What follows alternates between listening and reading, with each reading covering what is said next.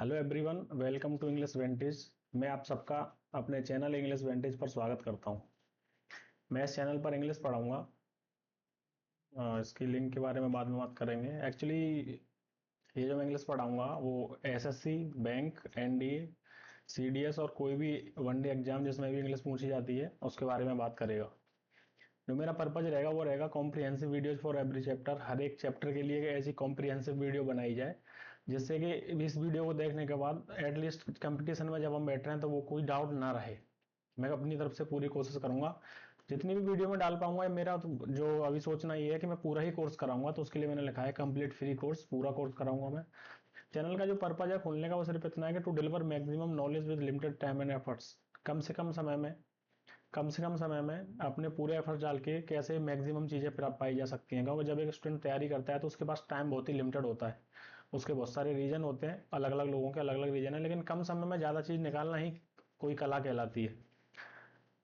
इससे पहले मैं तुम्हें बता देता हूँ, ये इसका टेलीग्राम चैनल है। इसकी मैंने क्यूआर कोड भी दिया हुआ है, तो इसको आप स्कैन करके इसका टेलीग्राम ज्वाइन कर सकते हैं। ज्वाइन क्यों करना है टेलीग्राम, उसका भी मैं तुम्हें बता देता हूँ। ज्वाइन इसलिए करना है क्योंकि इस पर मैं इसकी जो भी पढ़ाऊंगा इसकी पीपीटी अपलोड कर दूंगा। तो जो लोग वेटरन है इस फील्ड में, या फिर जो लोग अच्छी समझ रखते हैं, वो इसको स्क्रॉल करके भी देख सकते हैं।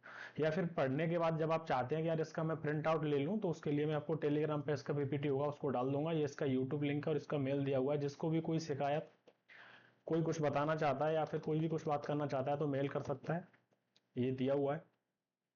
एक्चुअली मैं और मेरे साथ के कई लोग जो कोई गवर्नमेंट एग्जाम की तैयारी कर रहा है या कर चुके हैं या कोई सर्विस में है, वो सब लोगों ने मिलकर ये प्लान बनाया कि एक ऐसा प्लेटफॉर्म तैयार किया जाए जिस पर कम समय में लोग अच्छा नॉलेज प्राप्त करके अपनी फील्ड में कुछ बेहतर कर सकें। उसके लिए एफर्ट्स किया जा रहा है। सो मैं उम्मीद करता हूँ कि आपको पसंद आएगा। So let's get started. Actually पहला जो चैप्टर है वो हम पढ़ेंगे सब्जेक्ट वर्ब एग्रीमेंट का। इंग्लिश में बहुत सारे चैप्टर होंगे, उसको मैं सब्जेक्ट वाइज ही आपको कवर कराऊंगा। तो पहले दिन मैं सब्जेक्ट वर्ब एग्रीमेंट तुम्हें कराऊंगा क्योंकि सबसे छोटा टॉपिक है। छोटा भी है, ऊपर से देखा जाए तो इजी भी है सब्जेक्ट वर्ब एग्रीमेंट।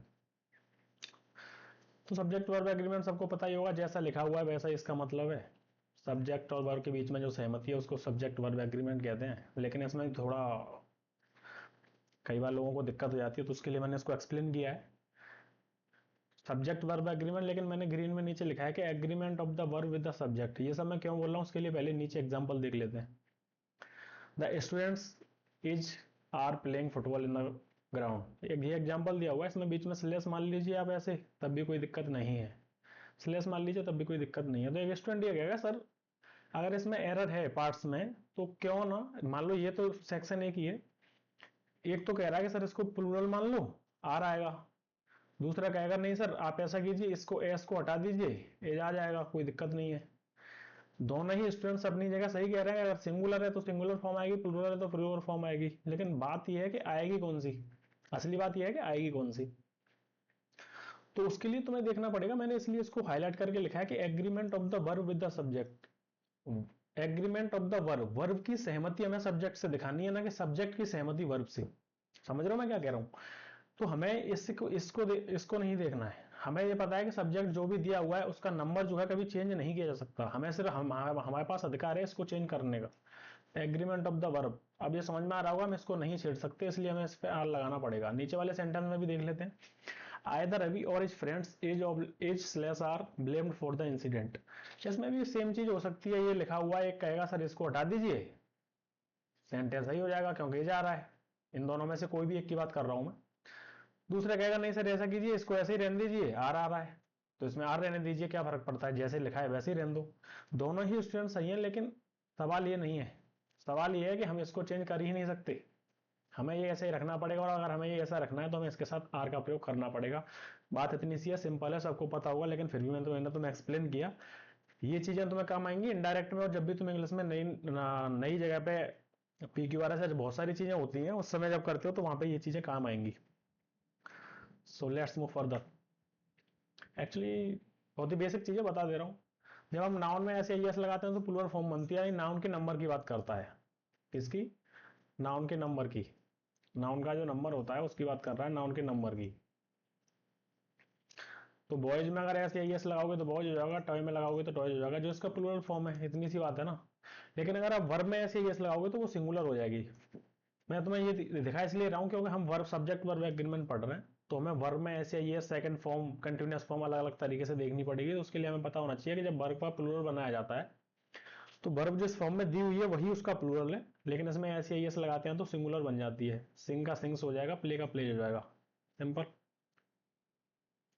हम कुछ नियम के हिसाब से इसको खत्म करने की कोशिश करेंगे। रूल नंबर 1 देख लेते हैं। लिखा हुआ है if two subjects are joined by and a plural verb is used। Simple यह है कि जब भी दो दो सब्जेक्ट्स नाउन या प्रोनाउन जैसे भी दिए हुए हैं अगर एंड से जुड़े हुए हैं तो वर्ब की बहुवचन की फॉर्म प्लूरल आएगी। एग्जांपल देख लेते हैं, Ram and Shyam are coming. Simple लिखा हुआ है, ये बात सही है, बिल्कुल सबको पता है, कोई दिक्कत नहीं है, क्योंकि दो, एक के लिए सिंगुलर, दो के लिए प्लूरल, तो दो हैं, दो के लिए प्लूरल वर्ब आई है, बिल्कुल सही है। लेकिन इसमें थोड़ा सा दिक्कत होता है, उसको देख लेते हैं। If the person having two nouns connected by and also refers to as the same person or thing, a singular verb is used। मतलब एंड से तो जुड़ा हुआ है, लेकिन जो एंड आ रहा है वो पहले और बाद वाला व्यक्ति सेम ही है, पहले और बाद वाला व्यक्ति सेम ही है, तो उस केस में जो वर्ब है वो सिंगुलर आएगी। ये सिंगुलर वर्ब इज यूज्ड। कहना क्या चाहता हूँ देख लीजिए, इसके दो ही केस बनेंगे जिसमें एक ही व्यक्ति के बारे में बात की जाएगी, लेकिन एक जगह पर दो चीजें लिखी हुई होंगी। पहला केस इन एपोजिशन का केस है। केस इन एपोजिशन होता है कि जब भी दो नाउन को जिनके बारे में भी बात करी जा रही है उनको आप बगल में रखा जाता है, लेकिन बीच में कोई भी कंजंक्शन ऐड नहीं किया जाता, इसको कॉमा से अलग किया जाता है। नाउन केस इन एपोजिशन जो होता है इसको कॉमा से अलग किया जाता है, दोनों तरफ कॉमा आता है, इन दोनों के बीच में कोई भी कंजंक्शन नहीं आता है। तो उसको दिखाने के लिए case noun case in apposition का प्रयोग किया जाता है। ये जो नाउन केस इन एपोजिशन लिखा हुआ था इसका सिंपल सा फंडा ये है कि ये दो नाउन आपस में बगल में रखे होंगे लेकिन इनके बीच में एंड का प्रयोग नहीं किया जाएगा, यानी कंजंक्शन नहीं आएगा। नियम ये, मतलब ग्रामर के नियम ये कहते हैं कि जब भी दो नाउन या प्रोनाउन जैसे भी आपस बराबर में रखे जाएंगे, आसपास में रखे जाएंगे, तो उनके बीच में कंजंक्शन लगाना ही होगा। लेकिन इस नाउन केस इन एपोजिशन के केस में इन्हें कॉमा से अलग किया जाता है। देख लेते हैं। Nitin Gadkari the road minister was obligor addressing the rally also refers to the same person होते हैं, सिंगुलर वर्ब इज यूज्ड। ऊपर देख के नीचे काम करना है। नितिन गडकरी जो है वही रोड मिनिस्टर है, तो ये मिला के एक ही व्यक्ति तो है, ये मिला के एक ही व्यक्ति तो है, तो एक व्यक्ति के बारे में बात कर रहे हैं ना, इसलिए सिंगुलर फॉर्म आएगी तो वाज का प्रयोग किया जाएगा। ये पहला वाला केस हो गया। दूसरे वाले केस में in case of designation rank post, designation rank और पोस्ट की जब बात की जाती है तब भी हमें एक ही लोगों के बारे में बात करते हुए दो चीजें लिखनी पड़ती हैं, जैसे the teacher and manager. The teacher and manager is are attending the class. अब थोड़ा सा इसमें ये डाउट रहेगा कि ये एक ही व्यक्ति कैसे है। कई स्टूडेंट्स को डाउट होगा कि सर ये एक ही व्यक्ति कैसे है, ये क्लियर कैसे होगा। तो उसके लिए मैंने नीचे पॉइंट डाल के लिखा है, both the article and the possessive adjective can be used before designation. शायद इसके लिए मैंने एक आगे स्लाइड लगाई थी, अगर उस पर लिखा हुआ है तो मैं तुम्हें बता देता हूँ। उसके लिए मैं तुम्हें ये कहना चाह रहा हूँ कि जब भी जैसे एंड दिया हुआ है, उसके पीछे भी नाउन है, पहले भी नाउन है, तो द का इस्तेमाल अगर दोनों से एक से पहले हो रहा है तो ये मान लिया जाएगा कि ये दोनों के लिए आ रहा है, ये मान लिया जाएगा दोनों के लिए आ रहा है। लेकिन द का इस्तेमाल दोनों जगह हो रहा है, जैसे इसमें ही the teacher and the manager, तो उसमें आ रहा जाएगा, ये मान लिया जाएगा कि दोनों अलग अलग व्यक्ति हैं, लेकिन एक से पहले आ रहा है। एक से पहले आ रहा है इसलिए हमने देखा होगा एंड के बाद में द नहीं आ रहा क्योंकि एक ही व्यक्ति है। तो द एक से पहले आ रहा है, दो नाउन में किसी एक से पहले आ रहा है, तो उसके हिसाब से हमें ये व्यक्ति एक ही हुआ, ये एक ही व्यक्ति हुआ ना, तो उसके लिए हम इसका इस्तेमाल करेंगे। नीचे एक पॉइंट लिखा हुआ है, both the article and the possessive adjective can be used before designation. मतलब तुमने नियम तो सुना होगा कि द का इस्तेमाल जो है वो दो नाउन से पहले अगर एक बार हो रहा है तो सिंगुलर है, और दोनों बार हो रहा है तो प्लूरल है। लेकिन उस द की जगह पे हम पजेसिव एडजेक्टिव भी आ सकता है, द भी आ सकता है, लेकिन पजेसिव एडजेक्टिव भी आ सकता है। इसमें देख लेते हैं, इसका एग्जांपल नीचे दिया हुआ है। नीचे लिखा हुआ है, my friend and director has और हैव कम। तो इसमें भी सेम लगाना है फंडा में। नीचे फ्रेंड और डायरेक्टर से पहले क्या आ रहा है, दोनों से पहले, इससे भी पहले और इससे भी पहले माई आ रहा है, तो ये मान लिया जाएगा कि जो माई है वो दोनों से पहले आ रहा है, तो माई फ्रेंड और डायरेक्टर एक ही व्यक्ति है, तो उसके हिसाब से क्या आएगा, हैज का प्रयोग करेंगे, क्योंकि सिंगुलर फॉर्म का यूज ये यहाँ पे लिखा हुआ है, singular verb is used. Simple सा फंडा सिर्फ इतना ही है कि एक से पहले द आ रहा है, एक ही द का इस्तेमाल किया गया है दो नाउन से पहले, एंड के केस में एक ही व्यक्ति, दोनों के साथ अलग अलग किया गया है दो व्यक्ति। बहुत सारे लोगों को लगता है कि द का ही प्रयोग किया जा सकता है, इसलिए मैंने नीचे पॉइंट लिखा है कि द का इस्तेमाल तो किया ही जा सकता है, उसकी जगह पर पजेसिव एडजेक्टिव का प्रयोग भी किया जा सकता है। नीचे एग्जांपल में समझाया हुआ है, आप समझ सकते हैं। आगे से मैंने पॉइंट और लिखा है। एक्चुअली मैंने क्या कोशिश ये करी है कि जितनी भी चीजें मैं तुम्हें मुंह से बोल सकता था, कई चीजें इसमें ऐसी हैं जिसको मैं नहीं लिखता, मुंह से बोल सकता था, लेकिन मैंने इसलिए लिखी है क्योंकि जब इसकी पीपीटी तुम्हारे पास जाएगी तो तुम्हारी वहां पे भी चीजें रिफ्लेक्ट करनी चाहिए जो मैंने मुंह से बोला है। इसलिए मैंने पीपीटी पर ज्यादातर चीजें लिखने की, पीपीटी बनाने में मेहनत करी है, क्योंकि यहाँ चीजें रिफ्लेक्ट होंगी जब आप इसको कहीं बैठ के स्क्रॉल कर रहे होगे तो ये बहुत अच्छी तरह से काम आएगा। When article और possessive adjective is used before both nouns, plural form is used। वही चीज है जो मैंने पहले बताई थी तुम्हें। When article और possessive adjective दोनों वाली चीजें हो गई, before used both the nouns, चीज लिखी हुई है both the nouns, मतलब इस ये वाले नाउन से पहले भी, ये वाले नाउन से पहले भी, ये वाले नाउन से पहले भी, ये वाले नाउन से पहले भी। उस वाले केस में क्या लिखा हुआ है, उस वाले केस में केवल क्या लिखा हुआ है, एक पहले वाला लिखा हुआ है, एक पहले वाला लिखा हुआ है दोनों से पहले। इस वाले केस में क्या लिखा हुआ है, दोनों नाउन से पहले द लिखा हुआ है, दोनों नाउन से पहले माई का प्रयोग किया गया है। तो ये मान लिया जाएगा कि the teacher and the manager, ये दोनों से पहले किया गया है, तो दोनों अलग अलग व्यक्ति हैं। तो इस केस में हमें आर का इस्तेमाल करना पड़ेगा। The my friend and my director, तो फ्रेंड एक आदमी है, डायरेक्टर एक आदमी है, उस केस में हमें एफ का इस्तेमाल करना पड़ेगा। सिंपल सा फंडा है। नीचे लिखा हुआ universal truth proverbs takes singular. तो जितने भी यूनिवर्सल ट्रूथ होते हैं और प्रोवर्ब्स होती हैं वो टेक्स्ट सिंगुलर, सिंगुलर का इस्तेमाल किया जाता है। जैसे honesty is the best policy वाला एक एग्जांपल है, honesty is the best policy. Hand writing में मत जाना क्योंकि इसको थोड़ा टैब पे लिखना पड़ रहा है, इसकी आदत कमी होती है। तो आई थिंक तुम्हें समझ में आ रहा होगा, मुंह से बोल भी रहा हूँ तो आप समझ सकते हो। जो भी प्रोवर्ब, मतलब सिर्फ इतना था, जितने भी यूनिवर्सल ट्रूथ कहावतें हैं उन सब, वो सब सिंगुलर में यूज की जाती हैं। आगे बढ़ते हैं। आगे जो कॉन्सेप्ट है हम पढ़ेंगे, ईच एंड एवरी का कॉन्सेप्ट पढ़ेंगे। एक्चुअली नियम नहीं है, मैं ऐसे ही स्लाइड के हिसाब से पढ़ा रहा हूँ, मैं तुम्हें नियम अपने हिसाब से आप बना लेना। Concept of each and every, बहुत अच्छे से मैंने स्लाइड बनाई है इसलिए। ईच जो है वो एडजेक्टिव और प्रोनाउन दोनों की तरह यूज किया जा सकता है, बल्कि एवरी का प्रयोग केवल एडजेक्टिव की तरह किया जा सकता है। जैसे लिखा हुआ है ईच गर्ल, क्या है, नाउन से पहले आ रहा है, एडजेक्टिव होगा। और ये each of the girls, girls में से इसकी निकालने की बात कर रहा है तो ये प्रोनाउन है। लेकिन एवरी की बात करें तो एवरी केवल एडजेक्टिव की तरह ही इस्तेमाल किया जा सकता है, एवरी को हम नाउन की तरह यूज नहीं कर सकते। मतलब एवरी ऑफ द गर्ल नहीं लिखा जा सकता, एवरी ऑफ द गर्ल्स। जब भी हम किसी को निकालने की बात करते हैं तो बहुवचन का प्रयोग किया जाता है। इफ, तो इसमें आगे लिखा हुआ है if they are used before two singular nouns, a singular verb is used. देखने की बात ये है क्योंकि इसमें बहुत ज्यादा कंफ्यूजन रहता है। If they are use before two singular nouns, मतलब दो नाउन से पहले, एक नाउन से पहले आता है। इनके सिंपल सा फंडा ये है कि जब भी ईच और एवरी का प्रयोग किया जाएगा हमेशा ये सिंगुलर वर्ब ही लेंगे, चाहे कितने भी कनेक्शन इनमें डाल लीजिए आप। और जब भी ये एडजेक्टिव के रूप में आएंगे इनके बाद हमेशा सिंगुलर फॉर्म ही लिखी जाएगी। मतलब एडजेक्टिव के रूप में आएंगे तो ये हमेशा सिंगुलर लेते हैं। देख लेते हैं, each boy, each of the boys, each boy and girl, each and every boy, each boy and every girl, every boy and every girl. जितने भी एग्जांपल नीचे लिखे हुए हैं उस सब की जगह पर उन सब के साथ सिंगुलर वर्ब आएगी। नीचे देख लेता हूँ, अगर एग्जांपल है ना यहीं पे बता देता हूँ, नहीं है तो मैं तुम्हें लिखा देता हूँ। जैसे लिख देते हैं each boy was playing cricket, या फिर प्लेइंग की जगह वैसे लिख लेते हैं each boy has completed, each boy has completed his homework, H W.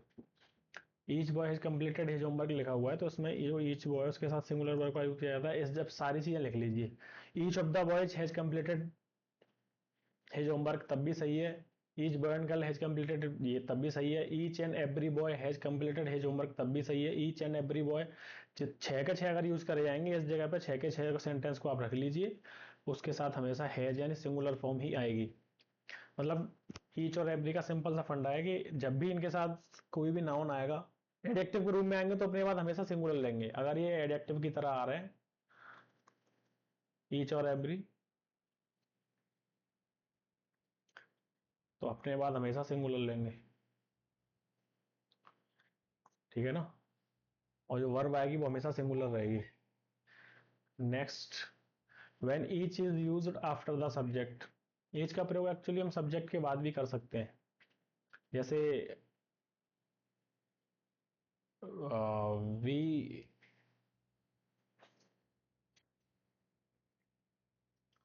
लिखा हुआ है, we each, they each, you each, तो इनके बाद में प्लूरल आता है क्योंकि ये बहुवचन की बात कर रहे हैं। वहां पे जो केस था वो अलग था, ये पीछे लिखा हुआ है। ठीक है ना, तो इनके बाद प्लूरल फॉर्म आता है। जैसे जैसे हम इसको लिख सकते हैं, they have, they have gone to school लिखा हुआ है, तो मैं इस जगह पे ईच लगा दूं। एक सेकेंड, ई सी एच, इस जगह पे मैं ईच का इस्तेमाल कर दूं, they each have gone to school. बात एक ही है, वो या वे प्रत्येक। तो इसका प्रयोग जब पीछे किया जाता है तो ये प्लूरल लेते हैं। प्लूरल लेते हैं क्योंकि इनका जो ये जो ईच का जो प्रयोग है ना, जब भी प्रोनाउन के बाद में होता है तो वो हमेशा मतलब जो बहुवचन वाले हैं ना, प्लूरल प्लूरल वाले हैं। यानी इसका प्रयोग ही, ऑब्लिक सी, ऑब्लिक इट हो गया, और आई हो गया। यानी फर्स्ट पर्सन के आई और वी में से केवल वी, यानी बहुवचन के साथ ही इसका प्रयोग किया जा सकता है। हम इसको ऐसे नहीं लिख सकते, इन सब के बाद में हम ईच का प्रयोग नहीं कर सकते। केवल हम ईच का प्रयोग इनके बाद कर सकते हैं। जब ऐसे प्रयोग किया जाएगा तो वो हमेशा प्लूरल फॉर्म लेगा। रीजन सिंपल सा है कि हम वी की बात कर रहे हैं, तो हम या फिर हम में से प्रत्येक, हम या हम में से प्रत्येक बात तो एक ही है। ही सी इट और आई, या मतलब जितनी भी सिंगुलर है इनके साथ ईच का प्रयोग बाद में नहीं किया जा सकता। यानी इस वाले केस में इन सबको नहीं लिखा जा सकता, इस वाले केस में प्लूरल फॉर्म का यूज किया जाएगा। एग्जाम्पल मैं आपको दे चुका हूँ और बहुत सारे एग्जाम्पल दिए जा सकते हैं। अगला नियम है आइदर और, नाइदर नॉर और नन बट का। एक्चुअली इसमें थोड़ा सा कंफ्यूजन रहता है कि किसके हिसाब से वर्ब लगाई जाए। तो इसमें लिखा हुआ है कि verb agrees with the subject nearest to it. मैंने इसको हाईलाइट इसलिए किया क्योंकि जब भी हम पढ़ते थे, मेरा तो ऐसा रहा, जब भी 12th में पढ़ते थे तो लिखा जाता था कि पीछे वाले के हिसाब से आएगी, ऐसे बताते थे कि पीछे वाले के हिसाब से आएगी। जबकि ये एक सही स्टेटमेंट उस समय पे लगता था, लेकिन अब नहीं है। हम कैबिनेट कंपटीशन की तैयारी कर रहे हैं, इसमें हमें गहराई से चीजें देखनी होंगी। तो ये नियरेस्ट शब्द पास वाले के हिसाब से आएगी। एग्जाम्पल देख लेते हैं। आइदर रवि और आई पीछे वाले के हिसाब से आनी है, तो आई के हिसाब से क्या आएगा, एम। सिंपल। ये इस वाले से सबसे ज्यादा जो कंफ्यूजन होता है वो हम कहते हैं कि आइदर और में और के बाद वाले से आती है, तो और के बाद तो ये आई लिखा हुआ है, लेकिन इसका जब मैं इंटरोगेटिव फॉर्म बनाऊंगा, इसकी जब मैं इंटरोगेटिव फॉर्म बनाऊंगा, तो ए जा रहे हैं हम आइदर रवि और आई रेडी टू प्ले। तो इस वाले केस में मुझे आई से नहीं देखना है, मैं आइदर रवि वाले, अभी वाले केस में मैं अभी के हिसाब से मुझे वर्ब लेनी पड़ेगी। तो अभी के हिसाब से क्या आएगा, अभी के हिसाब से तो मुझे एज लगानी पड़ेगी, और एज ही इसका सही सेंटेंस होगा। मैं बताना सिर्फ ये चाहता हूं तुम्हें कि इसका मतलब सब्जेक्ट नियरेस्ट टू इट पास वाले से एग्री करेगा। तो इस वाले सेंटेंस को अगर तुम सिंपल में लिखोगे जैसा कि ऊपर लिखा हुआ है, तो इसमें एम वर्ब आ रही है, लेकिन नीचे सेम सेंटेंस को लिखने पे एज वर्ब आ रही है। रीजन ये है कि पास वाले से एग्री कर रहा है। रीजन सिर्फ इतना क्या है कि ये पास वाले से एग्री कर रहा है। इतनी सी बात यहाँ पे हम समझ सकते हैं, यानी अपने बिल्कुल पास वाले से। इंटरोगेटिव सेंटेंस में चीज बिल्कुल क्लियर है। आगे चलते हैं। Concept of a positive and a negative subject. जैसे पीछे वाले में आयदर और का देखा हमने, ऐसे ही एक नेगेटिव और पॉजिटिव और होता है।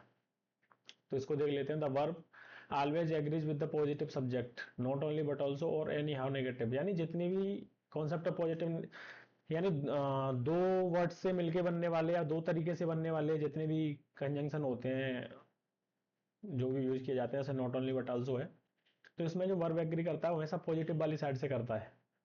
जो मर्जी आप लिख लीजिए, कोई दिक्कत नहीं है। जैसे मैं लिख देता हूं, एक second,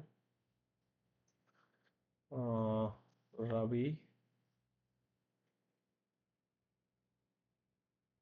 not his friends,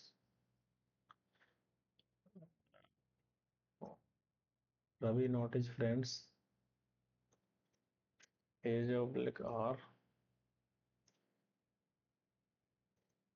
playing cricket. ऐसे लिखा हुआ है, Ravi not his friends as oblique are playing cricket. तो इसमें अगर देखोगे आप, तो पीछे तो फ्रेंड्स लिखा हुआ है, इसके हिसाब से ये लगाने का मन करेगा, लेकिन हमें ये सब नहीं करना है क्योंकि ये नेगेटिव लिखा हुआ है। तो एक तो चीज ये हो गई कि इसमें दो से मतलब एक नेगेटिव पॉजिटिव वाला जो केस है, यानी एक नेगेटिव हो एक पॉजिटिव हो, लेकिन केवल नेगेटिव भी सेंटेंस में दे सकता है कि भैया नेगेटिव डाल दिया, अब बताइए कौन सी वर्ब आएगी। तो हमें इस वाले केस में भी इसको नहीं देखना है, जहां भी नेगेटिव आएगा उसको निगलेक्ट कर देना है बिल्कुल। तो वर्ब जो एग्री करेगी वो इसके हिसाब से करेगी, तो इज लगा दिया जाएगा। समझ में आ गया होगा। हटा देता हूँ इसको थोड़ा सा, ये मैं हटा देता हूँ, इसको लिख लेते हैं। तो पॉजिटिव से एग्री करेगी ऐसा नियम कह रहा है, एग्जाम्पल से देख लेते हैं। Not only the Taj Mahal but also other monuments is are worth seeing. तो हमें ये वाला सेंटेंस जो है, not only the Taj Mahal but also, तो ये वाली चीज जो है तो ये तो देखनी नहीं है नियम के हिसाब से, क्योंकि वो कह रहा है पॉजिटिव सब्जेक्ट। पॉजिटिव सब्जेक्ट क्या है, बट ऑल्सो अदर मोन्यूमेंट्स, क्या आएगा, आर का इस्तेमाल किया जाएगा। इसका रीजन ये नहीं है कि ये पीछे आ रहा है, इसका रीजन ये कतई नहीं है कि ये पीछे आ रहा है, रीजन ये है कि ये पॉजिटिव साइड वाला है। आई hope it's clear for you. Next, if two subjects are added with, as well as with, along with, together with and not, ये वाला कैसा जो अभी मैंने लिखा and not is friends वाला, in addition to, but, besides, except, rather than, accompanied by, like, unlike, no, less than, nothing but, etc. The verb agrees with the first noun और pronoun। इस वाले में ये सिस्टम है कि जिसके साथ भी ये आएंगी तो इनके पहले आने वाले नाउन या फिर प्रोनाउन से वर्ब एग्री करेगी। एग्जाम्पल देख लेते हैं, जैसे Ram as well as his friends, Ram के साथ साथ उसके मित्र भी, ये जो oblique are coming back home, Ram के साथ उसके मित्र भी घर आ रहे हैं, ये वाला सेंटेंस हिंदी में ट्रांसफर करने पे तुम्हें दिखेगा। तो हमें इस सब जो लिखा हुआ है, ये सब ऊपर जो चीजें लिखी हुई हैं, ये सिर्फ अटैच है इनसे, इस वाले सब्जेक्ट से अटैच है, तो हमें इन्हें नहीं देखना, हमें इसके सबसे वर्ब लगानी है, जाएगी, दैट्स इट। बहुत ही सिंपल है, इसका कुछ नहीं करना क्योंकि ये उसके साथ में आ रहे हैं। See like other students of the college, ये लिखा हुआ है, इसको हटा देता हूँ, थोड़ा सा भद्दा लग रहा है, सोचा था अच्छा लगेगा लेकिन भद्दा लग रहा है। See like the other students of the college was oblique were told to complete the work, उदाहरण लिखा हुआ है। लेकिन अगर तुम ऐसे थोड़ा सा कॉशस होकर नहीं देखोगे तो सबसे पहले तुम ये काम इसका कर दोगे बहुत अच्छी तरह से। यहाँ तक तुमने देखा गौर से, सी के साथ तो भैया वर्ब की प्लूरल फॉर्म आ रही है, तो लैक्स होना चाहिए इस जगह पे, तो इस जगह पे तो इसको लैक्स होना चाहिए, LIKES, बिल्कुल सही हो जाएगा। सी लैक्स द अदर स्टूडेंट्स, वो दूसरे स्टूडेंट को पसंद करती है, लेकिन ऐसा नहीं है, हमें इसको समझना पड़ेगा। ये वाला लाइक ये वाला है, जो अनलाइक वाला है ना, ये वाला लिखा हुआ है जो, तो हमें क्या करना है, ये की तरह की तरह पर यूज किया है। See like the other students of the college was oblique were told to complete the work, तो ये लिखा हुआ है एक प्रेपोजिशन की तरह से। एक्चुअली वर्ब और प्रेपोजिशन होता है ना, जैसे वर्ब और प्रेप, तो वर्ब की तरह जब आता है लाइक, और प्रेप की तरह आता है लाइक, तो इसका तो बनेगा डिसलाइक, ठीक है ना। मतलब एक सेकंड में फिर बाद में जाऊंगा, वर्ब की तरह आता है, एक प्रेप की तरह भी आता है, तो इस जगह पे जो इस्तेमाल किया गया है वो प्रेप की तरह इस्तेमाल किया गया है, तो प्रेप की तरह इस्तेमाल किया है, आगे लिखा हुआ है, एक क्लॉज हो गया। लेकिन जो इसके लिए वर्ब आ रही है वो तो यहाँ है, see like other students of the college was oblique were told to complete the work, तो किसको बताया गया था, उसको बताया गया था। सी कोई तो इस जगह पर नाम ले, रिया होता है इस जगह पर नाम, तो ये आ जाता, सिंगुलर फॉर्म ही आएगी। मैं इसलिए अगर इसको देखोगे पीछे वाले के हिसाब से तो वॉच लगेगा, लेकिन ये तुम्हें एक प्रेपोजिशन है। लाइक और अनलाइक में तुम्हें डिफरेंस बता देता हूँ बिल्कुल। वर्ब की तरह आएगी तो लाइक होगा, प्रेप की तरह आएगी तो लाइक का अनलाइक हो जाएगा। राइटिंग बहुत ही ज़्यादा बेकार आ रहा है, रीजन ये है कि पेन टैब बहुत ही स्लिपरी होते हैं, तो इस पर लिखना बहुत टफ हो रहा है। आगे बढ़ते हैं। Concept of body thing one,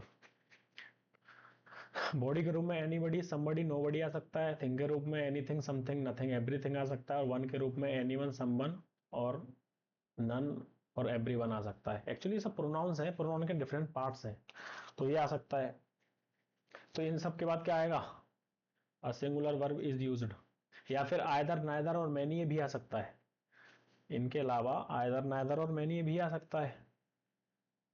either neither और मैनी भी आ सकता है, सिंगुलर वर्ब इज यूज्ड, इसके साथ सिंगुलर वर्ब भी आती है, सबको क्लियर होगा लेकिन बता देता हूँ। Either oblique neither of the two students was oblique were present in the exam.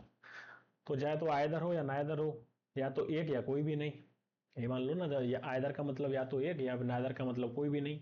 दो स्टूडेंट्स में तो या तो कोई भी नहीं या एक, was oblique were present in the exam, तो या तो हमें ये हिंदी से नहीं देखना, हमें देखना है कि आइदर नाइदर का प्रयोग किया जाए तो हमेशा सिंगुलर का प्रयोग किया जाएगा। दो में से निकालने की बात हो रही है ना, दो में से निकालने की बात हो रही है, चाहे तो बड़ी हो, चाहे थिंग हो, चाहे वन हो, सबके साथ सिंगुलर वर्ब का ही प्रयोग किया जाएगा। अगर इसमें थिंग तो और ये नहीं आएगा, इस जगह पे जैसे आयतर और नाइदर की जगह पे जो ये चीजें लिखी हुई हैं, इसकी जगह पे हम जो है एनीबडी, आयतर और नाइदर की जगह पे ये वाली चीज, इसको देखते हैं, बाद में देखते हैं। Either oblique neither of the two students, तो इसका सिंगुलर वर्ब आ गई। आगे बढ़ते हैं, इसका थोड़ा सा और एक्सप्लेन करता हूँ। एक्चुअली आयदर और नाइदर, इनका प्रयोग किया जाता है दो के लिए, यानी आयदर दो के लिए, दो में से ही निकाल पाएंगे, जैसे लिखा हुआ है कि either oblique neither of the two students, तो आयदर और नाइदर का जो प्रयोग है दो के लिए ही किया जा सकता है, दो से ज्यादा के लिए आना है तो हमें एनी, यानी एनी और एनी वन और नन का प्रयोग करना पड़ेगा।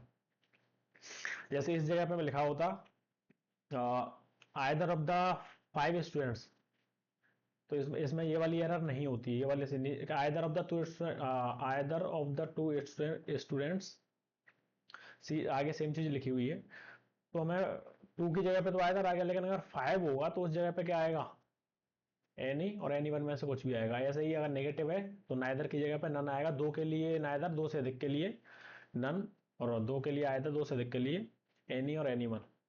नीचे लिखा हुआ है मैनी, मैनी और मच, एक्चुअली स्लैश मार देता हूँ, मैनी के बाद तो प्लूरल फॉर्म आएगी, मैनी ये जो आर्टिकल है उसके बाद क्या आता है, सिंगुलर काउंटेबल।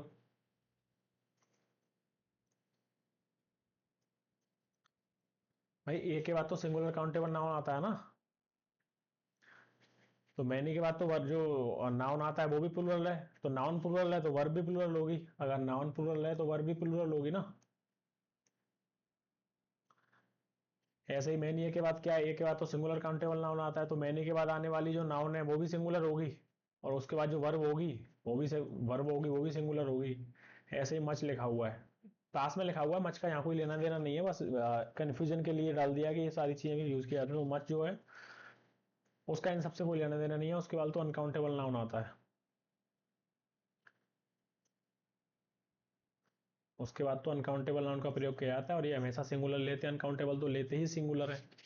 होप इसमें अंतर क्लियर होगा, मैनी और मैनी ए में अंतर क्लियर हुआ होगा, मैनी के बाद प्लूरल नाउन आता है और प्लूरल ही वर्ब आती है, मैनी ए के बाद सिंगुलर नाउन आता है, सिंगुलर ही वर्ब आती है। रीजन ये है कि मैनी और ए के बाद हमेशा सिंगुलर काउंटेबल नाउन आता है।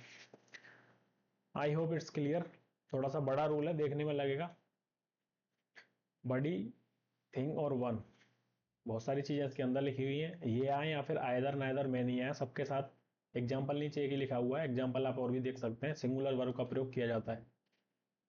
आगे देख लेते हैं। Collective noun is singular if acting as a singular unit and plural if acting separately. Collective मतलब कलेक्टिव नाउन जो होता है वो सिंगुलर और प्लूरल दोनों फॉर्म में यूज किया जा सकता है, डिपेंड करेगा कि उसका जो प्रयोग है वो सिंगल है, सिंगल के लिए किया गया या फिर अलग अलग चीजों के लिए किया गया। जैसे इसमें देख ले, the team is ready to enter the field, जो टीम है वो रेडी है फील्ड में एंट्री करने के लिए, तो इसमें जो टीम है वो ग्रुप के रूप में काम कर रहा है ना, इसमें जो टीम है वो ग्रुप के रूप में काम कर रहा है, तो इसका प्रयोग किया जाएगा। Singular verb is collective noun is singular if acting single, single हो गया।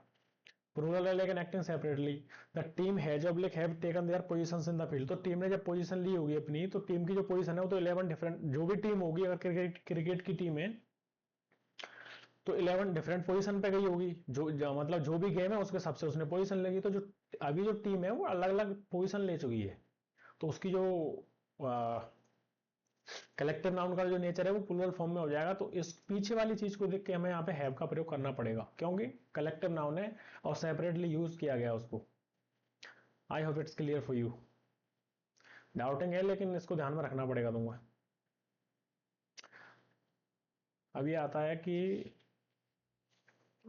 एक्चुअली ये सबसे इंपॉर्टेंट नियम है एसबीए का मेरे हिसाब से। बाकी सब चीजें तो मैक्सिमम लोग कर ही लेते हैं और कर रहे हैं, लेकिन ये वाला नियम है बहुत इंपॉर्टेंट है मेरे हिसाब से। जिसको समझ में आ जाएगा ये नियम, उसके लिए सारी चीजें आसान हो जाएंगी। एक बार पढ़ के देखते हैं। When the subject of the verb is a relative pronoun, the verb agrees with the antecedent. अब बात आती है कि भाई रिलेटिव प्रोनाउन क्या होते हैं। तो relative pronoun who which that ये होते हैं। व्हाट होता है जो एंटीसीडेंट नहीं देता है, इसको अलग से देखेंगे। तो ये रिलेटिव प्रोनाउन हो गए साहब। The verb agrees with the antecedent. Antecedent क्या होता है? पूर्वज। पूर्वज क्या होता है? इन अपने से पहले जो भी चीज आती है एक सेंटेंस में, जो भी अपने जैसे इसमें लिखा हुआ है हु का एंटीसीडेंट कौन है? रवि। प्ले का कौन है? हु। चेस का एंटीसीडेंट माने पहले आने वाली चीज, तो एंटीसीडेंट हो गया, कोई बात नहीं। हु विच, ये तो हु जो होता है वो लिविंग के लिए आता है। विच जो है वो नॉन लिविंग के लिए आता है। दैट जो है वो लिविंग और नॉन लिविंग दोनों के लिए आता है।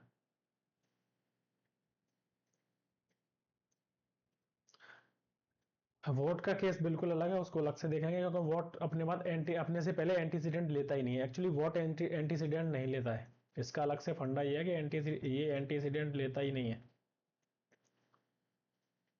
एंटीसीडेंट ही नहीं लेता है। हु विच दैट के हिसाब से हम इसको देख लेते हैं। आगे लिखा हुआ है कि always attach to subject object और कॉम्प्लीमेंट। इस चीज को एक्सप्लेन करने के लिए मैंने 3 एग्जांपल नीचे लिखे हुए हैं, इसको देख लेते हैं। ये इसका सब्जेक्ट है, ये इसका ऑब्जेक्ट है, और ये लिंकिंग वर्ब है। रवि इज द स्टूडेंट, ये लिंकिंग वर्ब है तो इसका कॉम्प्लीमेंट है। लिंकिंग वर्ब के बाद आने वाला नाउन कॉम्प्लीमेंट कहलाता है। तो इसमें ये सब्जेक्ट से जुड़ा हुआ है, इसमें ये ऑब्जेक्ट से जुड़ा हुआ है, और इसमें ये कॉम्प्लीमेंट से जुड़ा हुआ है।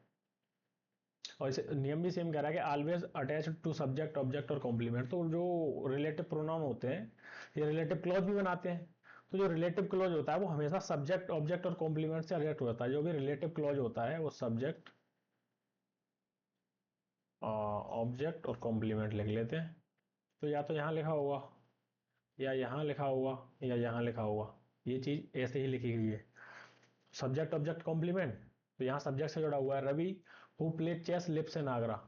तो ये हु प्ले चेस जो लिखा हुआ है वो एक रिलेटिव क्लॉज है। अब रिलेटिव क्लॉज इससे जुड़ा हुआ है तो इसके हिसाब से वर्ब आएगी, यानी इससे जुड़ा हुआ। अब ये रिलेटिव क्लॉज की खासियत ये होती है कि जिससे भी ये जुड़े होते हैं उसी के सारे गुण इनमें चले जाते हैं। तो जो रिलेटिव क्लॉज सब्जेक्ट से जुड़ा है तो सब्जेक्ट के हिसाब से ही वर्ब लेगा। अगर आगे कोई इसमें पजेसिव एडजेक्टिव भी आता तो वो भी इसी के हिसाब से आता, और अगर ये ऑब्जेक्टिव फॉर्म में लिखा हुआ है तो ऑब्जेक्ट के हिसाब से आएगी। अभी दोनों में सेम ही लग रही है, अभी दोनों में सेम ही लग रही है, लेकिन इस जगह पर अगर कोई प्लूरल फॉर्म का होता तो यहाँ पे ये प्ले का इस्तेमाल हमें करना पड़ता। कॉम्प्लीमेंट वाले केस में भी सेम चीज लिखी हुई है, मैंने तीनों को एक जैसा करने की कोशिश करी है। Ravi is the student who lives in Agra. अब ये लिविंग लिविंग है यहाँ पे तीनों चीज, रवि और स्टूडेंट, तो उसके लिए हु का प्रयोग किया जा रहा है। लेकिन हमें समझना ये है कि सब्जेक्ट ऑब्जेक्ट कॉम्प्लीमेंट से अटैच होते हैं, इनको अलग से नहीं लिखा जाता, सब्जेक्ट ऑब्जेक्ट कॉम्प्लीमेंट से अटैच होते हैं। तो ये यहाँ हो गया। अब इनमें एक चक्कर सबसे बड़ा क्या होता है कि ये हमें फ्रेगमेंट का भ्रम भी पैदा करते हैं। सेंटेंस फ्रेगमेंट, सेंटेंस फ्रेगमेंट क्या होता है? जैसे नीचे एग्जांपल लिखा हुआ है Ravi who lives in Agra with his wife and his son. देखने में जो सेंटेंस है वो कंप्लीट सा लगेगा, मैं बोल रहा हूँ लगेगा। रीजन क्या है? क्योंकि ये रिलेटिव क्लॉज यहाँ रखा हुआ है, इसके हिसाब से वर्ब आ रही है। तो रिलेटिव क्लॉज कहाँ खत्म हो रहा है? यहाँ तक खत्म हो रहा है। यानी सेंटेंस हमें बनाने के लिए एक सब्जेक्ट प्लस फाइनाइट चाहिए। एक सेकेंड, इसको हटा देता हूँ। सब्जेक्ट प्लस एक फाइनाइट, फाइनाइट वर्ब चाहिए ही चाहिए। तो इसमें कोई फाइनाइट है नहीं, तो ये देखने में लग रहा होगा Ravi who lives in Agra with his family with his wife and son एक सेंटेंस है, लेकिन एक सेंटेंस ही नहीं है, क्योंकि सेंटेंस फ्रेगमेंट है। एक क्लॉज लिखा हुआ है, सब्जेक्ट लिखा हुआ है। तो सेंटेंस की जो फॉर्म होती है वो तो ये होती है subject plus verb plus object plus complement, ये होती है। लेकिन इसमें क्या लिखा हुआ है? Subject plus clause. सब्जेक्ट और क्लॉज तो सेंटेंस ही नहीं हुआ। तो हमें अगर इसको सेंटेंस बनाना है तो हमें ये लिखना पड़ेगा यहाँ पे कि Ravi who lives in Agra with his family and his son is a hockey player, HOCKEY अभी जो सेंटेंस है वो यहाँ पे क्लोज आ गया, उसके बाद फाइनाइट आगे दी हुई है, लिंकिंग वर्ब पे कुछ भी आ सकता है, कॉम्प्लीमेंट दिया हुआ है। अभी ये सेंटेंस पूरा हुआ, तो सेंटेंस फ्रेगमेंट भी तो आपने देख लिया, इसके बारे में थोड़ी चर्चा आगे भी करेंगे। इसको देख लेते हैं एक बार गौर से, सब्जेक्ट और ऑब्जेक्ट क्या लिखा हुआ है, ये एक्चुअली फॉर्म है, subjective form, objective form. Form से मेरा कहने का मतलब क्या है वो यहाँ पे देख लो। मतलब ये है कि जब जिस वाले केस में भी इनका प्रयोग किया जाता है ये उसी फॉर्म में लिखे जाते हैं, यानी इनका प्रयोग जिस फॉर्म में किया जाएगा ये उसी फॉर्म में लिखे भी जाएंगे। जैसे हु यहाँ पे लिखा हुआ है, यहाँ पे हु लिखा हुआ है, Ravi is the student who likes Richa, तो यहाँ पे स्टूडेंट से अटैच है,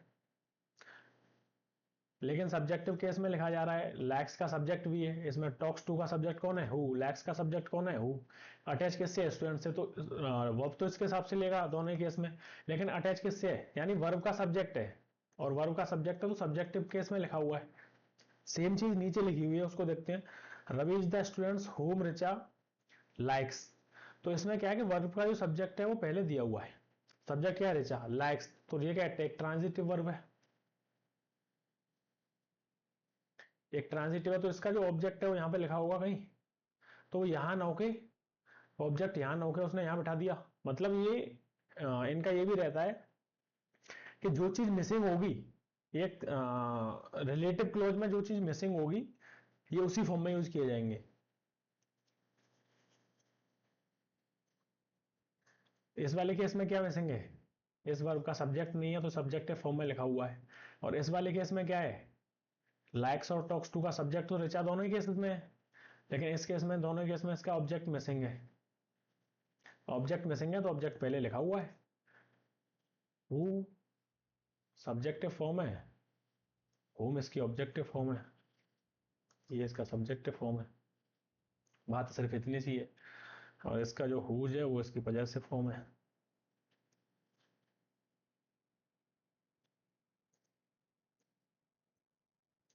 मतलब ये रिलेटिव क्लोज में जो भी चीज मिसिंग होगी, अगर सब्जेक्ट मिसिंग है तो ये जो सब्जेक्टिव फॉर्म में लिखे जाएंगे, और ऑब्जेक्ट मिसिंग है तो ऑब्जेक्टिव फॉर्म में लिखे जाएंगे, बात ये है। एक सेकंड में इसको हटा देता हूं।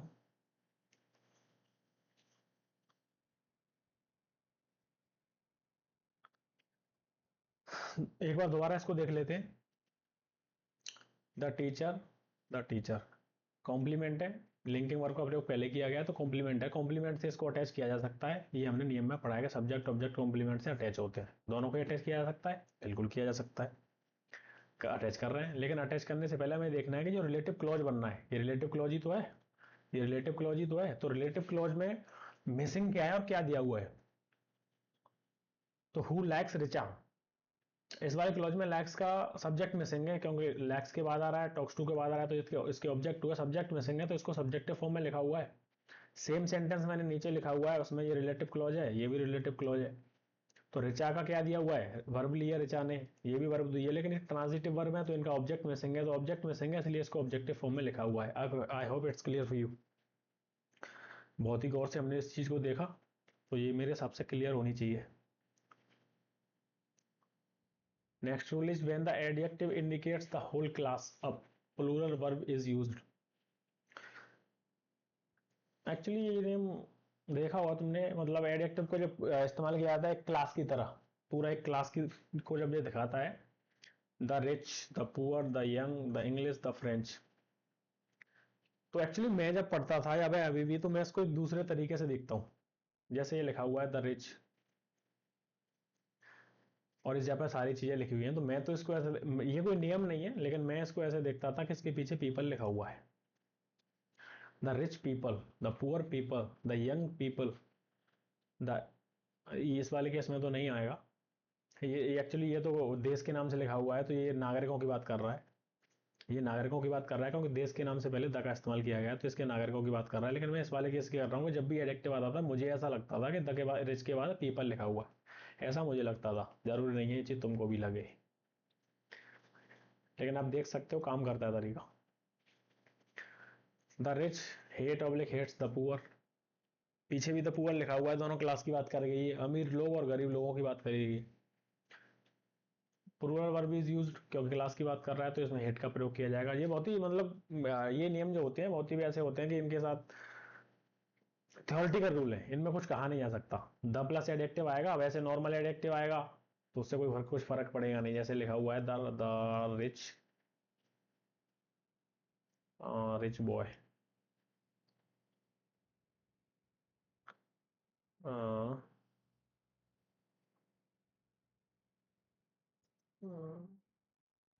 द रिच बॉय,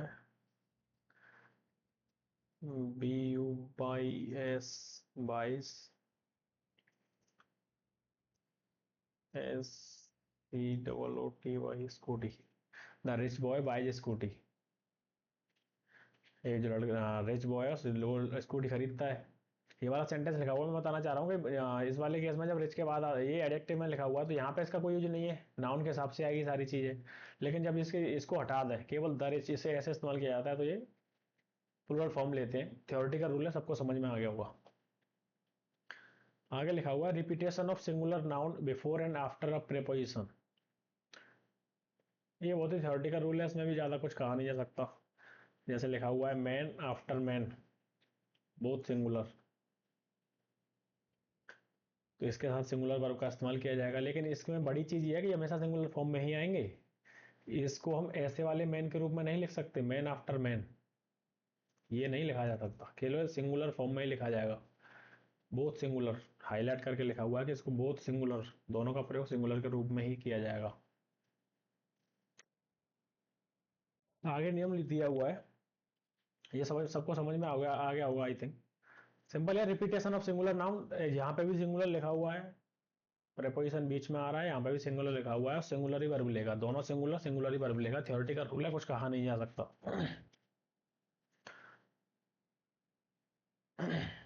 एक्चुअली इस जगह पे तुमने देखा होगा डे बाई डे का प्रयोग भी किया जा सकता है, डे बाई डे, आपने देखा होगा।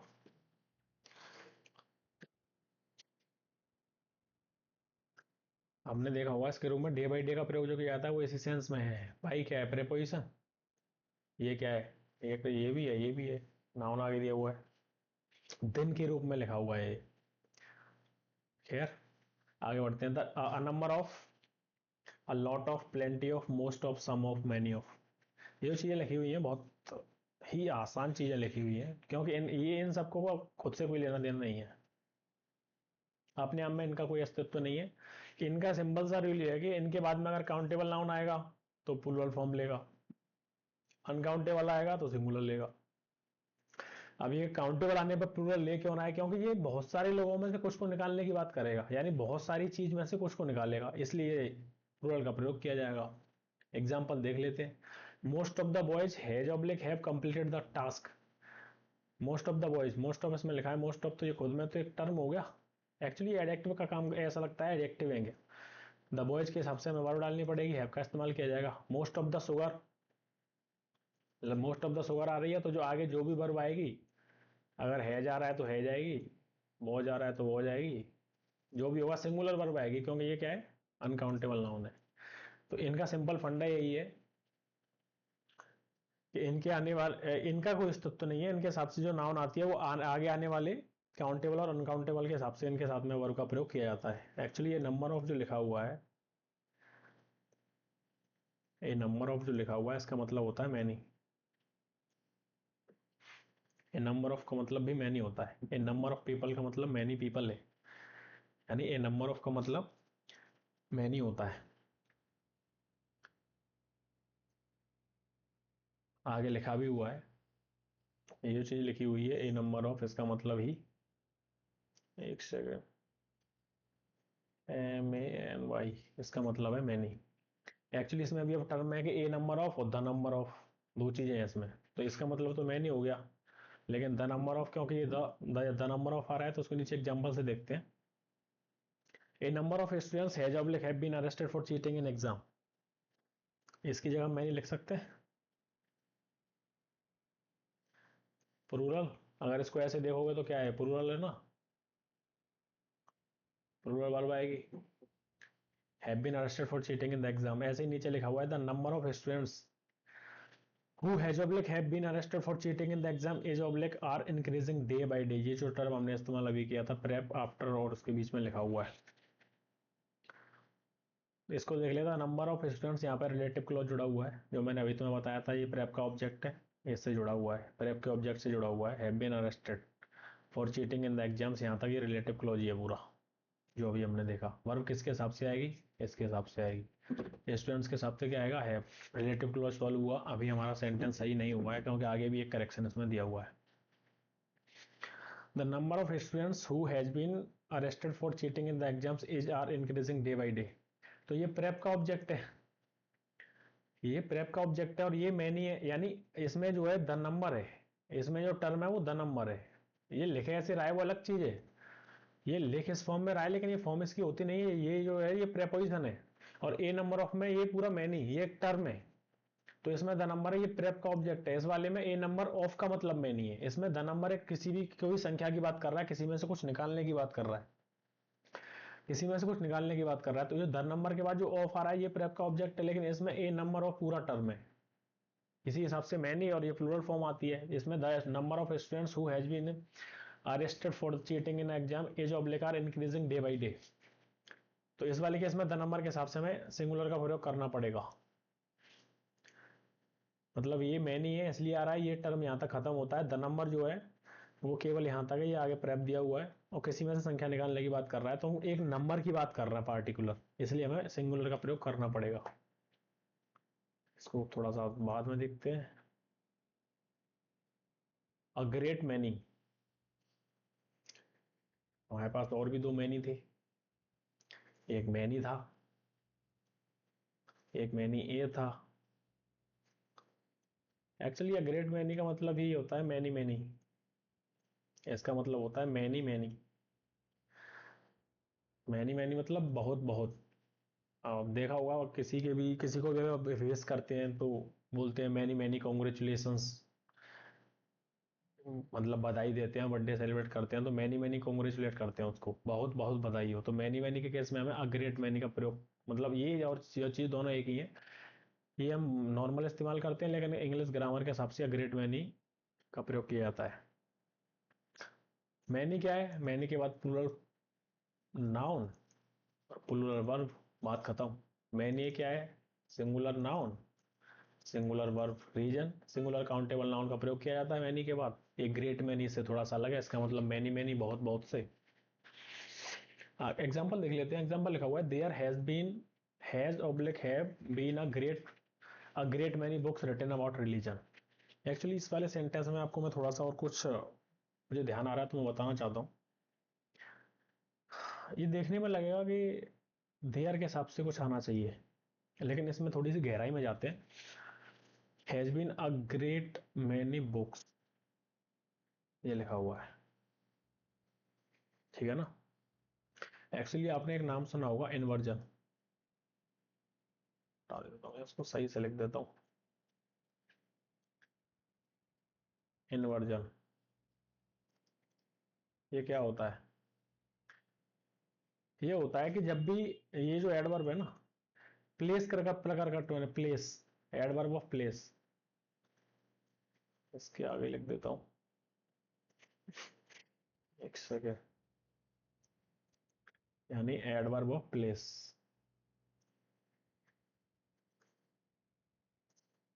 का प्रयोग वाक्य के पहले किया जाएगा। आई वेंट देयर,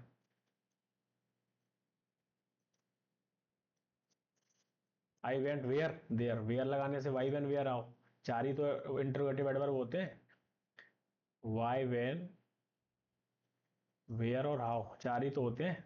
और जो क्वेश्चन करने पे जो आंसर होता आता है वही सेम चीज होती है, तो वाई इनका यानी इंटरोगेटिव वर्ड का हम जो क्वेश्चन करते हैं सेंटेंस में जो आंसर आता है, तो जो क्वेश्चन करते हैं वही आंसर में भी आता है। तो वेयर का अगर तुम लगाओगे वेयर देयर, इस जगह पे कुछ भी इस्तेमाल किया जा सकता है। एक सेकेंड बता देता हूँ पहले।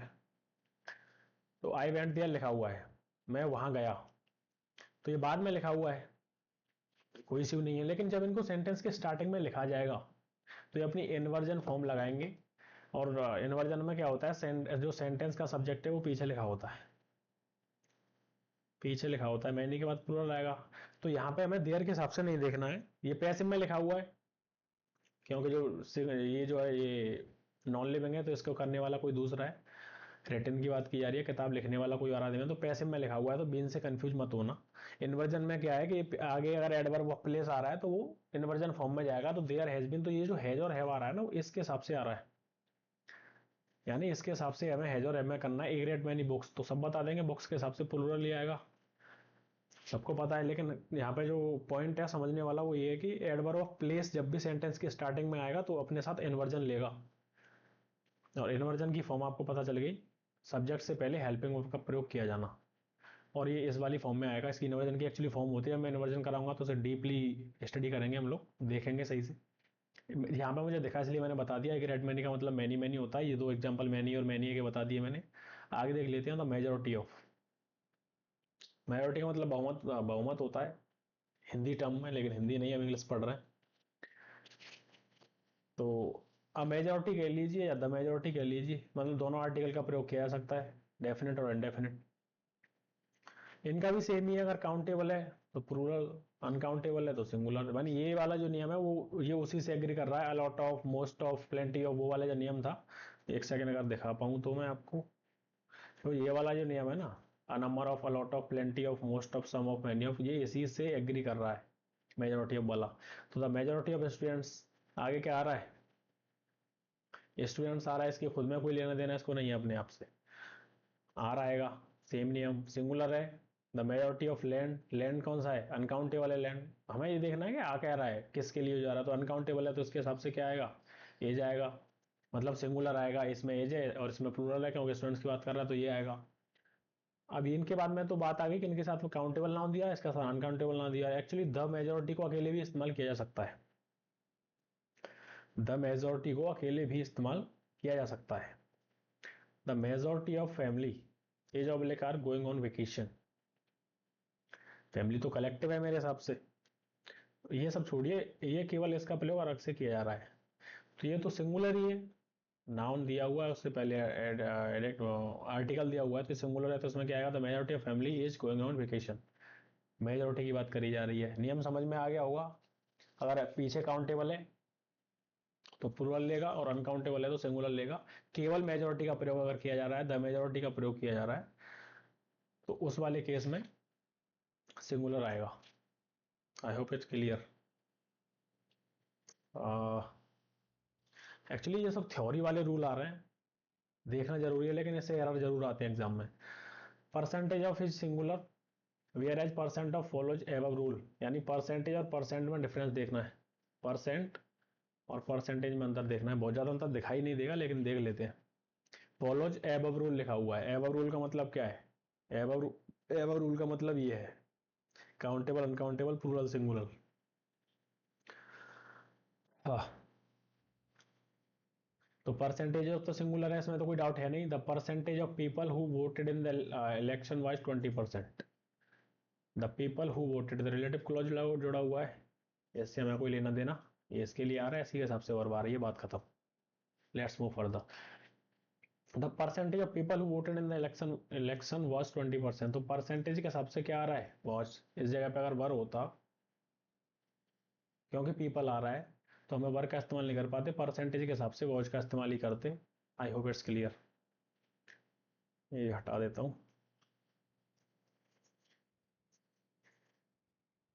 अब बात आती है परसेंट की, परसेंटेज तो सिंगुलर ही है, लेकिन परसेंट ऑफ फॉलो या बोलूँ तो दिक्कत परसेंट में है, परसेंटेज में दिक्कत नहीं है। तो परसेंट ऑफ का नियम सिंपल सा है कि 70% ऑफ द पॉपुलेशन और 70% ऑफ द सेल्स, तो ये काउंटेबल प्लूरल नाउन है, और ये क्या है, अनकाउंटेबल नाउन है। अनकाउंटेबल है तो सिंगुलर आएगा, और काउंटेबल है तो प्लूरल आएगा, बात सिर्फ इतनी सी है, पीछे वाला नियम ही तो फॉलो करना है। अगर काउंटेबल है तो फिर प्लूरल आएगा, और अनकाउंटेबल है तो सिंगुलर आएगा। 70% ऑफ पॉपुलेशन, तो इसमें एज आ जाएगा, as are 1। 10% of the sales were made online. I hope it's clear. Percentage और परसेंट ऑफ में तो समझ में आएगा। तो परसेंटेज ऑफ को लेकर तो कोई डाउट ही नहीं है क्योंकि वो सिंगुलर ही है हमेशा। परसेंट ऑफ में ऊपर वाला नियम आएगा। आगे लिखा हुआ है फ्रैक्शन। तो फ्रैक्शन जब भी हम करते हैं तो ऐसे मैथ में नहीं होता फ्रैक्शन, 1/3, 2/5, 11/20 वॉट, ऐसे लिखा हुआ है तो मैथ का फ्रैक्शन है। ऐसे ही इंग्लिश में भी फ्रैक्शन होता है जब भी मतलब कैसे चीज निकालनी है वो वाली चीज की बात कर रहा है तो फ्रैक्शन लिखा हुआ है। इसको इंग्लिश में देखते हैं। लिखा हुआ है 1/3, 2/3, 3/5। एक्चुअली तो जब भी हमें मतलब 1/3 के रूम में तो लिखा हुआ है, ऐसे लिखा हुआ है, लेकिन इसको जब 2 में से 3 निकालने तो इसमें थर्ड से पहले ऐसा आता है। मैं ये बताना चाह रहा हूँ, मानी 2/3 नहीं आएगा, 2/3 नहीं आएगा, ये नहीं आएगा, थर्ड्स का इस्तेमाल करना पड़ेगा। मैं ये बताना चाह रहा हूँ तुम्हें। अब आगे लिखा हुआ है fraction of singular noun, singular verb आएगी। Fraction of plural noun, plural verb आएगी। ये मैंने यहाँ पे इसलिए लिखा है कि मतलब इसमें कन्फ्यूजन बहुत सारे लोगों, इसको मैं अलग भी पुट कर सकता था लेकिन मैंने सिर्फ इसलिए लिखा है इसको कि अगर सिंगुलर प्लूरल का मतलब क्या है, अनकाउंटेबल अनकाउंटेबल ही तो है। अगर सिंगुलर है तो अनकाउंटेबल होगा। अनकाउंटेबल क्या है, वेल्थ, वेल्थ अनकाउंटेबल ही तो है। तो 2/3 of my father's wealth was donated to PM fund, singular verb आएगी। Fraction of plural noun, plural मतलब अकाउंटेबल, तो 3/5। एक्चुअली 3/5 से यहाँ पे ऐसा आएगा 3/5। तो 3/5 ऑफ मैन, तो मैन तो काउंट किए जा सकते हैं, तो मैन काउंट किए जा सकते हैं तो हैव का प्रयोग करना पड़ेगा बहुवचन के हिसाब से प्लूरल वर्ब। तो ये अनकाउंटेबल काउंटेबल के हिसाब से इसको देखो। फ्रैक्शन भी मैं तुम्हें यही बता रहा हूँ। तो 1/3 का सिनेरियो डिफरेंट है क्योंकि वो सिंगुलर है, देखने में ही सिंगुलर है। लेकिन 2/3 और 3/5 ऐसे वाले सिनेरियो जब आते हैं तो पहली बात तो बाद वाले के साथ बहुवचन आता है। इसमें भी थर्ड से लिखा हुआ है, फिफ्थ से लिखा हुआ है। लेकिन इसमें जब बात कर रहे हैं हम अनकाउंटेबल की तो वेल्थ के साथ सिंगुलर आ रहा है और काउंटेबल जो उसके साथ प्लूरल वर्ब आ रही है, हैव का प्रयोग किया जा रहा है।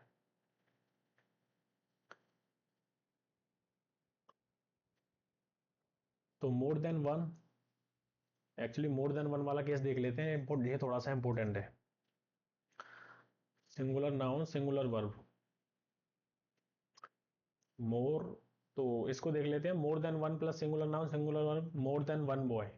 अब इसको अगर तुम हिंदी अनुवाद के हिसाब से देखोगे तो लिखा हुआ है मोर देन वन बॉय, तो एक लड़का है, इससे ज्यादा की बात कर रहा है, plus more than one boy, इससे ज्यादा की बात कर रहा है एक से लड़के की। लेकिन जो वर्ब आ रही है वो कह रहा है कि more than one plus singular noun आएगा, सिंगुलर वर्ब आएगी।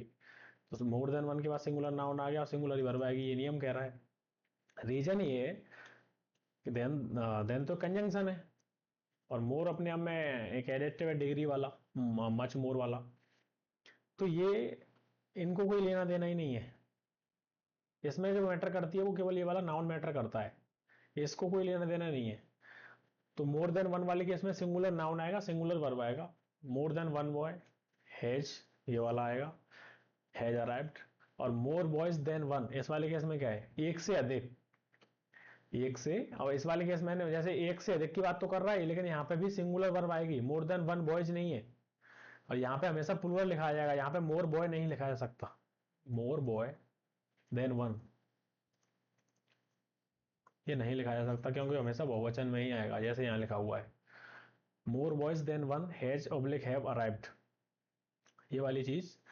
तो एक सेकंड हटा देता हूँ इसको मैं। तो मोर बॉयज देन वन, अब इसमें सिंपल ना फंडा ऊपर लिखा हुआ है more plus plural noun, plural noun लिखा हुआ है, देन आ रहा है, देन आ रहा है, 1 2 3 कुछ भी आ सकता है। तो मोर देन, मोर बॉयज देन वन, अब ये क्या है, इससे कोई लेना देना नहीं बचा, बॉयज के हिसाब से आएगा, सिंगुलर आएगा। इसमें कंफ्यूजन थोड़ा सा रहेगा लेकिन हमें समझना ही है कि मोर देन वन वाला केस अलग है, मोर के साथ प्लूरल आता है तो ये एडजेक्टिव हुआ। इसमें ये एडजेक्टिव है नहीं क्योंकि नाउन से पहले नहीं आ रहा है, कंजंक्शन है, तो पता नहीं ये एडवर्ब होगा। और ये वन बॉय, तो वन बॉय के हिसाब से वर्ब सिंगुलर आएगी। और इस वाले केस में देन के बाद लिखा हुआ है तो ये कंजंक्शन होगा, प्रेपोजिशन होगा, मेरे हिसाब से फिर प्रेपोजिशन है। तो मोर बॉयज लिखा हुआ है तो मोर क्या एडजेक्टिव आ रहा है, एडजेक्टिव अगर नाउन आ रहा है तो इसका सब्जेक्ट बन जाएगा, हैव का प्रयोग किया जाएगा। आगे स्लाइड खत्म हो रही है तो इसका जो सेकंड पार्ट है, अब तक मैंने जो पढ़ाया है वो पार्ट वन है, पार्ट वन। इसका जो सेकंड पार्ट होगा वो मैं कुछ ही दिन में, 1 2 दिन या जो भी टाइम लगेगा उसमें अपलोड करूंगा। अभी पार्ट 1 देख लेते हैं। ये जो मैंने चीज़ें जो भी तुमको बताई हैं, जो भी चीज़ पसंद आई है तो कमेंट में बताइए, जो भी चीज़ नहीं पसंद आई है वो भी कमेंट में बताइए। जो भी फीडबैक है वो आप कमेंट्स में दे सकते हैं, मेल कर सकते हैं, जो आपका मन करे वो आप कर सकते हैं। मैंने पढ़ाने की कोशिश करी, एक्चुअली पहली वीडियो है तो कुछ उसमें इधर से उधर भी रहा होगा, राइटिंग को लेके ऐसे रहा होगा या कुछ ऐसे बोला होगा। पहली वीडियो है तो उसमें थोड़ी सी दिक्कत हो सकती है, लेकिन मैं कोशिश करूंगा कि इसको सही से किया जाए और एक बेहतर विकल्प तैयार किया जाए इंग्लिश का, जिस पे लोग आके अपनी मतलब लिमिटेड टाइम में और बहुत अच्छा कर सकें। तो इसका जो सेकंड पार्ट है वो मैं बहुत ही जल्दी अपलोड करने की कोशिश करूंगा।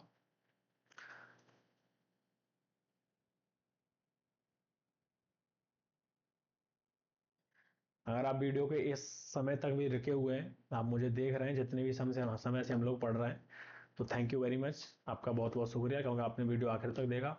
मुझे उम्मीद है कि ये वीडियो आपके जो नॉलेज है उसमें कुछ ना कुछ बूस्ट जरूर करेगा, ऐसी मुझे उम्मीद है। ऐसे आगे वाला जो पार्ट है वो मैं आगे आने वाले समय में डाल दूंगा। अभी के लिए इस वीडियो को यहीं पर रोकते हैं। अभी के लिए इस वीडियो को यहीं पर रोकते हैं। Thank you very much.